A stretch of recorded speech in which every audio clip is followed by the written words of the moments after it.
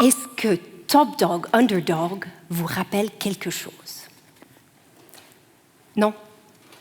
Le nom de la dramaturge peut-être? Susan Laurie Parks? Toujours pas?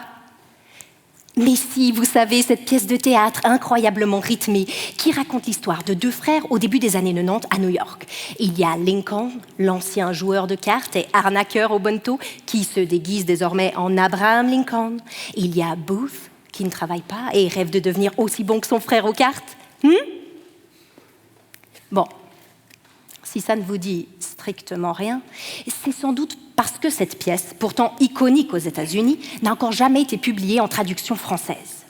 C'est d'autant plus étonnant que Parks est la première femme américaine à avoir remporté le prestigieux prix Pulitzer de l'œuvre théâtrale avec cette pièce.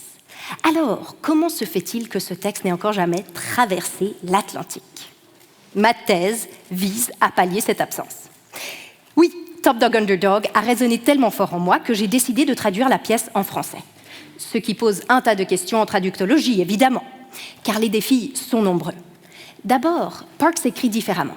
Elle utilise une variante d'anglais appelée African American Vernacular English, que l'on assimile souvent, mais à tort, à de l'argot, du slang, alors qu'il s'agit d'une langue riche et complexe, difficile à traduire.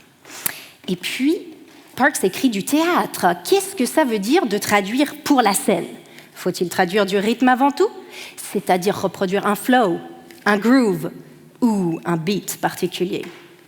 Par exemple, watch me close now. Who see the red card? Who see the red card? I see the red card. The red card is the winner. Pick a red card, you pick a winner. Pick a black card, you pick a loser. There's the loser, yeah, there's the loser. There's the black card, there's the other loser, and there's the red card, the winner, you motherfucker. Et c'est là que vient s'ajouter une autre difficulté, la question de la racisation. Oui, c'est un petit détail, mais il est important. C'est que je suis plutôt blanche, je ne sais pas si vous l'aviez remarqué.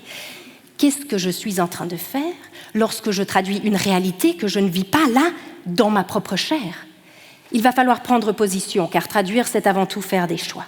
Comme les langues ne sont pas des nomenclatures, c'est-à-dire de simples catalogues de mots, on ne peut pas juste transférer le contenu du bocal A dans le bocal B, pensant y retrouver exactement la même réalité. D'abord, les deux bocaux ne sont pas identiques, car d'une langue à l'autre, on n'a pas découpé le monde de la même manière, figurez-vous. Le transfert est donc toujours partiel, approximatif en quelque sorte.